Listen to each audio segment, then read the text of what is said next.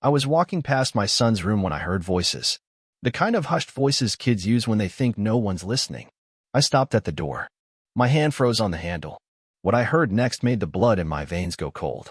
"I wish Eric would stay with us forever," my youngest, Tyler, said. "Our dad isn't someone we can rely on anymore. He's old." Then came the crushing part. My daughter Emily, only 10, replied, "Yeah, Mom's friend gives us money for school and stuff. He's young. He takes us places. Dad just works all the time." There was a silence. I didn't move, didn't breathe. They were choosing between me and him. Eric. The name hit like a hammer. I knew that name. Eric Carter. Her old college friend. The one she always mentioned with that weird smile. The one who sent our kids birthday presents even though he lived in Seattle. The one who came to our barbecue last summer and stayed too long, drinking my whiskey and laughing too loud with my wife. She said he was just visiting. I never believed her. I stumbled backward from the door, hitting the wall. My knees buckled, but I didn't fall. My heart felt like it was in my throat. I went straight to the garage and sat in my truck, gripping the steering wheel like it could hold me together. My own kids. Picking him. Talking like I was some washed-up stranger. All this time, I thought I was building a life. Turns out I was just holding the door open while someone else walked in and took my place. I had to know everything. I wasn't going to be the last to find out again. So I started digging. Emails. Photos. Messages on her iPad she never bothered to log out of. She'd been seeing him for over 3 years. Secret hotel bills. A shared playlist called Us. Even a photo of him holding my daughter on his shoulders at the zoo. A photo I wasn't even in. Then came the hospital receipts. Prenatal tests. DNA markers. A message from Eric. "So glad we know now. They look just like you." I vomited right there in the garage. They weren't mine. I thought I was a father for 10 years. I taught them to ride bikes. I sat through school plays, wiped tears, packed lunches, sang lullabies. And the whole time, it was all a lie. A cruel, twisted lie. She let me raise someone else's kids. She looked me in the eye every day and said, "You're such a good dad." What kind of monster does that? I didn't say a word that night.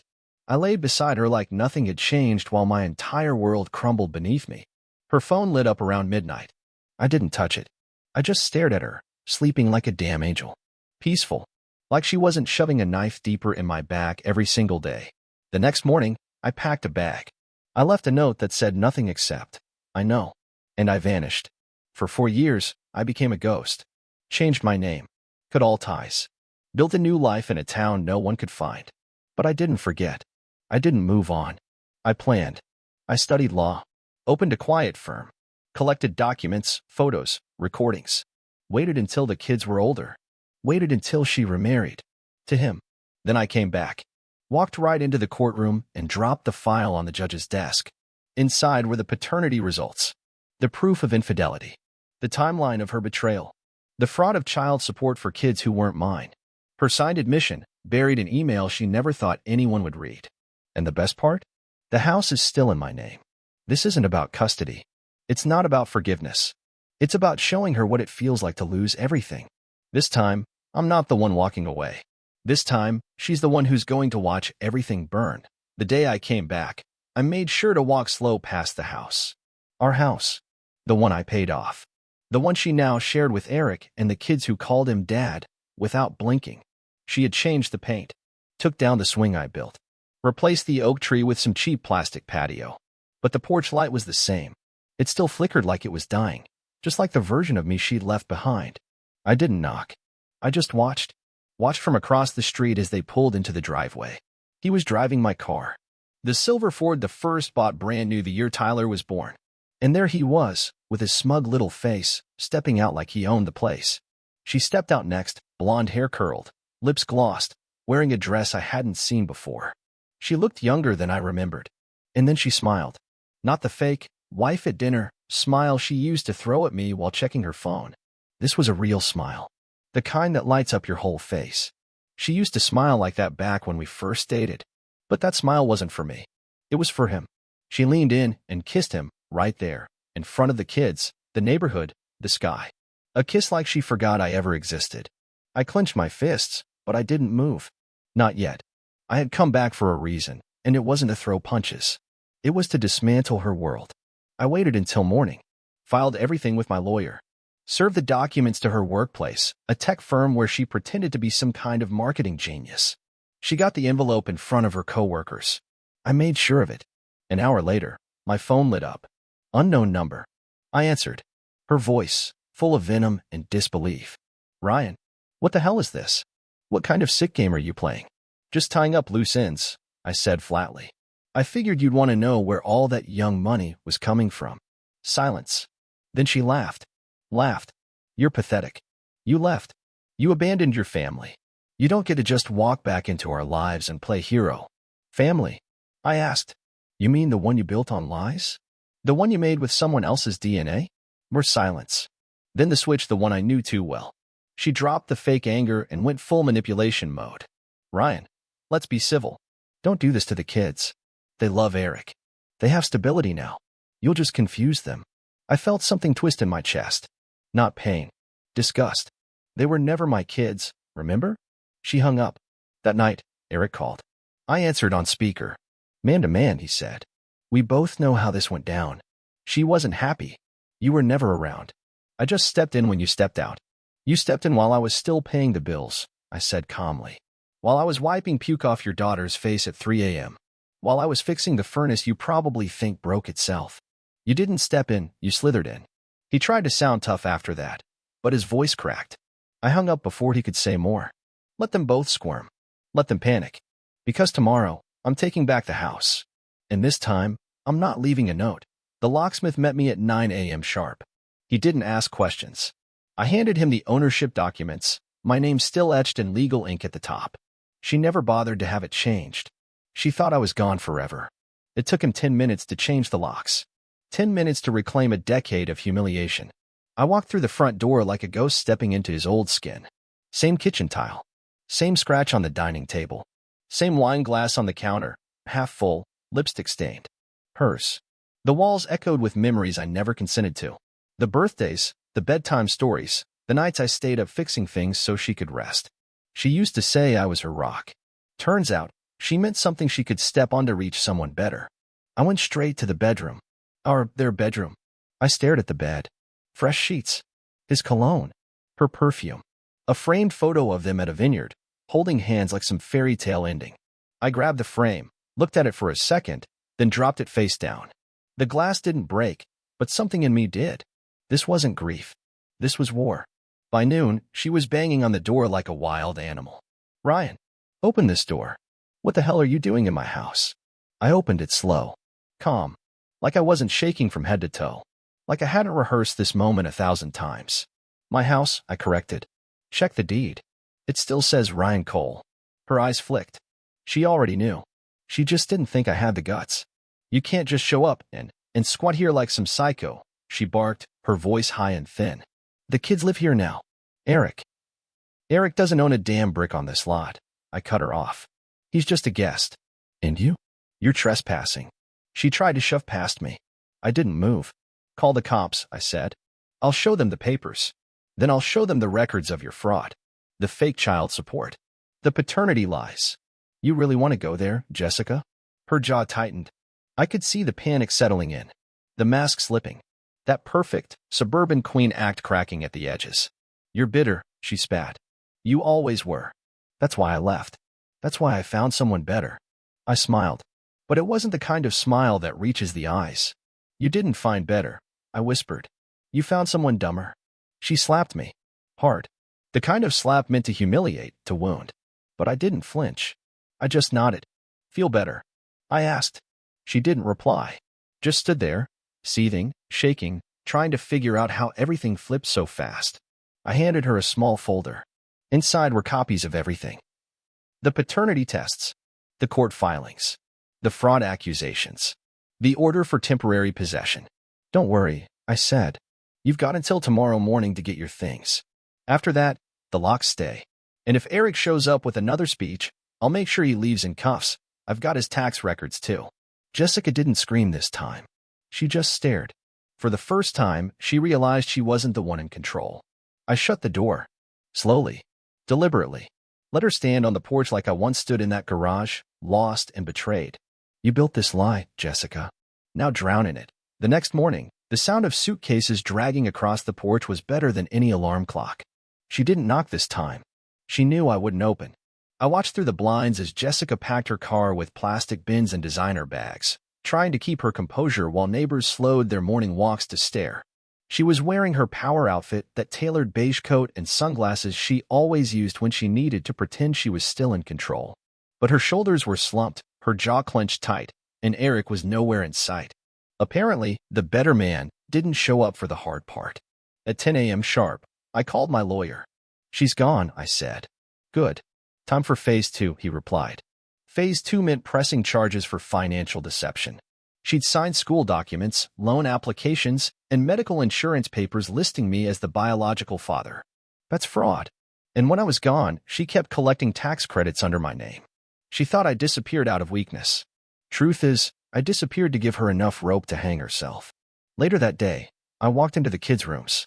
Tyler's posters of soccer stars still hung on the wall. Emily's unicorn lamp glowed faintly from a forgotten corner.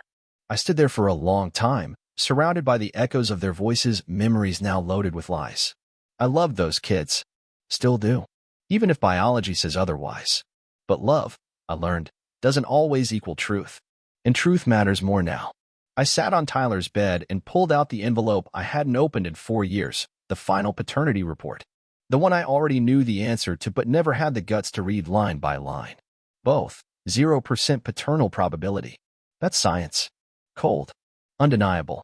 I stared at the report until the letters blurred. Then I folded it neatly, placed it back, and stood up. No more mourning. I made a decision right there. I wouldn't chase custody.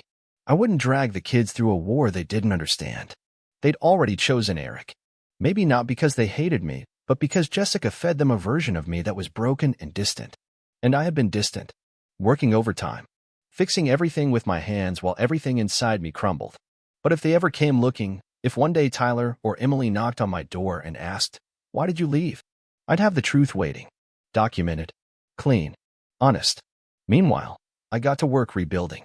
The house was mine now. The quiet was mine too. I sold the wine rack she loved. Tossed every framed photo of her into a black trash bag. I repainted the walls myself. No more soft grays or magazine tones. I went deep navy, with dark wood shelves and iron fixtures. The living room no longer smelled like her perfume. It smelled like cedar, coffee, and new beginnings. I even replaced the bed, burned the old sheets, tossed the mattress, slept on the floor for a week while the new one shipped. Call it symbolic. One night, I found a box in the attic labeled college. Inside were old letters. Some were mine, sweet, naive things I wrote her when we were 20. The others were from Eric. Same timeline. Same declarations of forever. She kept both. She played both of us from the beginning. My fingers shook holding those pages. I laughed, but it wasn't humor. It was disbelief that I had been this blind, this trusting for so long. I burned the whole box in the backyard fire pit. The next morning, I opened a savings account under a new name and transferred funds. Every dollar she touched erased. Every business tide she used to lead to credibility severed. Every password changed. Everything she took? I was taking it back, piece by piece. With silence, precision, and absolutely no mercy. 2 weeks after reclaiming the house, I got an anonymous email. Subject: you don't know the half of it. No message. Just a single attachment, a photo. Grainy, but unmistakable. Jessica, sitting on a hotel bed, wearing my college hoodie. Eric behind her, shirtless, holding a bottle of champagne. The timestamp? 3 months before our wedding. That wasn't just betrayal, it was a blueprint. She'd been lying since the beginning. I leaned back in my chair and stared at the screen, mind racing. Who sent this? Why now? Then I saw it, the name on the email address, Matt.J.Grayson. Matt, my best man. The guy who gave the toast at our wedding, who once pulled me aside during the rehearsal dinner and said, "Bro, just make sure she's not still texting that college guy. I've seen them talk. It's weird." I didn't listen. I brushed it off. Thought he was jealous or just paranoid. Turns out, Matt saw the fire while I was admiring the match. I called him. First time in 4 years. He picked up on the second ring. "I figured you'd reach out eventually," he said, voice low. "You sent the photo?" "Yeah. Thought you deserved to know how deep the rot goes." "Why now?" "I heard you were back. Saw the court filing in the local paper. Thought it was time you saw everything." We met for coffee that night. He looked older, little more gray, little less fire, but still mad. Still the guy who never sugarcoated anything. I tried to warn you, he said, sipping black coffee like it was whiskey. She was always slippery, always flirty with other guys, always playing two sides. And Eric, he never really left. Not after college. You know that whole, just friends thing? I caught them in a car once, junior year. She swore it was nothing. You believed her. Yeah, I did. That was my specialty, believing her. Why didn't you tell me everything then? He sighed. Because you were already gone. You looked at her like she was the sunrise, and I was just some cloud trying to ruin your view. He wasn't wrong. I chose Jessica over everyone, family, friends, logic. She built her empire of lies on the bodies of everyone who tried to tell me the truth. I left that coffee shop with something new inside me. Not rage. Not sadness. Clarity. This wasn't just about revenge anymore. It was about reclaiming every piece of myself she tried to rewrite. That night, I started writing. Not texts. Not emails. Letters. One for Tyler. One for Emily. Each one explained the truth, not to poison them against her, but to free them. So that one day, when they're old enough to question the fairy tale, they'll have a map. And maybe then, they'll come find the man who really loved them. I locked the letters away in a drawer. I wasn't done yet. I still had to finish what I started. The financial audit was almost complete. The private investigator had more on Eric than I thought possible: tax evasion, falsified income, even a hush-hush complaint from a former intern. I smiled for the first time in days. You see, Jessica thought she traded me for a fantasy. A younger man, flashier, richer, smoother. But fantasy doesn't hold up under pressure. And I was done playing the fool. Next stop? Court. Not to fight for the kids. Not for money. But to bring everything into the light, where lies rot and the truth finally breathes. The courtroom wasn't packed. Just a few reporters, some gray-faced clerks, and Jessica sitting beside Eric like he was her human shield. She didn't look like the woman who used to steal my breath when she walked into a room. She looked like someone trying hard to hold the seams together. Eric, on the other hand, had that fake confidence slicked across his face, the kind that only cracks when pressure hits. His suit was too tight, his tie too loose. I could see his leg bouncing under the table. Guilty people always fidget. My lawyer stood, calm and clean-cut, like a man with nothing to prove, just evidence to deliver. Your Honor, he began, voice even, we're not here to argue opinions. We're here to untangle facts. And those facts point to a decade of fraud, deception, and financial manipulation. He laid it out, piece by piece. The falsified paternity paperwork. The child support she collected under false pretenses. The school forms that bore my name next to children who weren't biologically mine. The mortgage still in my name, while she played house with another man. I didn't look at Jessica. I didn't need to. I could feel her burning beside me. But the part that cracked the silence like a whip? The hidden bank account. My lawyer clicked the remote. The screen behind the judge lit up with transaction histories.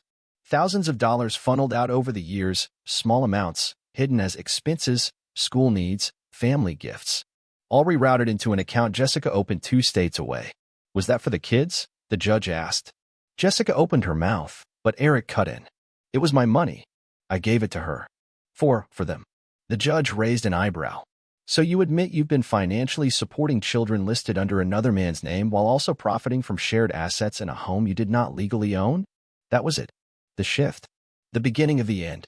My lawyer stood again. We're requesting full ownership transfer of the home, legal action for financial restitution, and a public record of the fraudulent child support filings. Additionally, we are submitting a sealed letter to be held until the minors reach adulthood, detailing the nature of the paternity findings, so that when the time comes, they'll hear the truth from a court, not gossip. Jessica finally spoke. This is vindictive. He left. He abandoned us. He's trying to destroy my life because I moved on. I looked up. Destroy your life? I asked. Jessica, you forged mine. She scoffed. I gave you a family. No. You gave me a lie and called it love. Eric stood, about to speak, but my lawyer interrupted with the final nail. Before Mr. Carter attempts to testify, I'd like to enter this into the record. He held up a sealed manila envelope. Inside are screenshots of threatening messages sent to Mr. Cole's phone from Mr. Carter, alongside proof of tax fraud, and a complaint filed by a former employee accusing Mr. Carter of workplace misconduct. Eric's face drained of color. The judge banged the gavel once. Court will reconvene in 1 week for final judgment. In the meantime, both parties are instructed not to contact each other. Any violation will result in criminal charges. Outside, the sun was blinding. I stood on the steps while Jessica and Eric disappeared around the corner like shadows fading from a stage. It wasn't over yet, but for the first time in years, I wasn't the one being played. This time, I was writing the script. The day before the final court judgment, Jessica tried to call me. 6 times. I let each one ring until it stopped. Then she switched tactics, texted from a number I didn't recognize. The message was short. Please. Just meet me. 1 hour. Same coffee shop. I almost deleted it. Almost. But curiosity is a funny disease, especially when it's tangled with 10 years of betrayal. So I went. She was already there when I arrived, sitting in the far corner, wrapped in a coat that probably cost more than my old truck. Her hair was messy in that deliberate way, and she looked tired, not like a woman who'd been crying, but one who finally realized no amount of makeup can mask rot. She didn't smile when I sat down. That fake confidence she always wore like perfume gone. I didn't ask you here to fight, she said, voice low. I said nothing. She sighed. Look. I messed up. We both know that. But Eric, he's not the monster you think he is. He just wanted to. I raised my hand. Don't defend him to me. Not after everything. She flinched like I'd hit her, but I didn't feel sorry. Not anymore. She leaned in, desperate now. This doesn't have to end ugly, Ryan. We were happy once. Weren't we? I laughed. Cold and sharp. You want to talk about happy? I was happy the day Emily called me Dad for the first time. I was happy when Tyler broke his arm and only wanted me at the hospital. That wasn't your happiness. That was mine. And you built it all on a lie. Her eyes glistened, but still, no tears fell. That was Jessica. Always just close enough to guilt, never close enough to redemption. I didn't know how to stop once it started, she whispered. It was supposed to be nothing. Just reconnecting. And then, I got pregnant. I panicked. You were so steady, so good. I thought maybe it wouldn't matter. You thought I'd never know. She didn't deny it. I stayed, I continued, voice tight. Through all of it. Through your late nights, your fake smiles, the way you looked at your phone more than you looked at me. I stayed. And you let me raise 2 kids that weren't mine like I was their backup plan. Jessica reached into her purse and pulled out a small envelope. It's not much. Just some of the money left. I've been setting it aside in case this ever happened. If it helps. I didn't touch it. Keep it, I said. You'll need it more than I will. She looked at me then. Really looked. And for a second, I saw the woman I once loved, or maybe the illusion I thought she was. You hate me, she whispered. No, I replied. I just don't believe in you anymore. I stood up and left her sitting there, envelope in hand, past catching up to her like a tide she couldn't outrun. The next morning, court was brief. The judgment was final. Full ownership of the house, granted to me. All child support payments made over the last 10 years, to be reimbursed. Jessica and Eric, under formal investigation for tax fraud. My name, cleared. Outside, the world felt louder, brighter. As I walked to my car, I saw Eric across the parking lot. He was standing next to a black sedan, phone pressed to his ear, jaw clenched so tight I thought he'd crack a tooth. Our eyes met. He looked away first. And just like that, I knew something he didn't. This wasn't the end. This was the beginning of her end. And my beginning, finally, of living without the weight of someone else's deception on my back. It's been 6 months since the final gavel dropped. The house is quiet now. But it's a good kind of quiet, not the hollow silence I used to drown in when Jessica would vanish for yoga weekends that ended with new lingerie and a locked phone. No, this silence is earned. It's peace. It's mine. I ripped out the master bathroom, gutted the kitchen, painted the hallways. Every corner of this place has my sweat in it now, not to erase the past, but to reclaim the walls she used to smile against like a queen in a castle she didn't deserve. I rebuilt the backyard deck myself. Took me 4 weekends and half a bottle of bourbon. But the first time I sat on it, under a clean sky, coffee in one hand, plans in the other, I didn't feel broken. I felt solid. I never heard from Jessica again. The tax fraud investigation steamrolled their finances. Eric lost his job. Jessica tried to open a new marketing firm but couldn't get a single client. Word spreads fast when court transcripts go public, especially when they include emails labeled, "Let's keep Ryan in the dark." Poetic justice. The kids, they're still with her. And that's fine. I wrote them one more letter. Sealed it. No return address. Just the truth. I left it with my attorney with a single instruction. Give this to them when they're old enough to ask questions. Not before. It's not vengeance. It's clarity. They deserve it. I'll always love them, even if I was just the man in the background of their real father's mess. Some nights, I dream about them calling me dad again. But dreams are fragile things. I don't chase them anymore. I chase discipline, purpose, freedom. I joined a boxing gym. Started waking up at 5. I lift. I run. I breathe deeper now. My reflection no longer looks like a man trying to remember who he used to be. And the business? Thriving. I partnered with a veteran buddy from my college days. Ironic, since Jessica once called him crude and directionless. He just bought his second house in Miami. Turns out the people she thought were beneath her are the ones still rising. And Eric? Last I heard, he moved back in with his parents. One of the neighbors told me Jessica tried to pawn off her jewelry to cover a lawsuit from a former employee of Eric's. Guess charm only lasts until the bills come in. Let her scramble. Let her scheme. That's her world now, paper thin and always one match away from ashes. As for me, I'm not bitter. You expect me to say I am. That I wake up angry. That I want revenge, or some big Hollywood confrontation where she sobs and begs and I walk away like a hero. But no, I just want a clean start, and I took it. With my own damn hands. I didn't need closure. I built my own door and walked through it. If there's anything I've learned, it's this.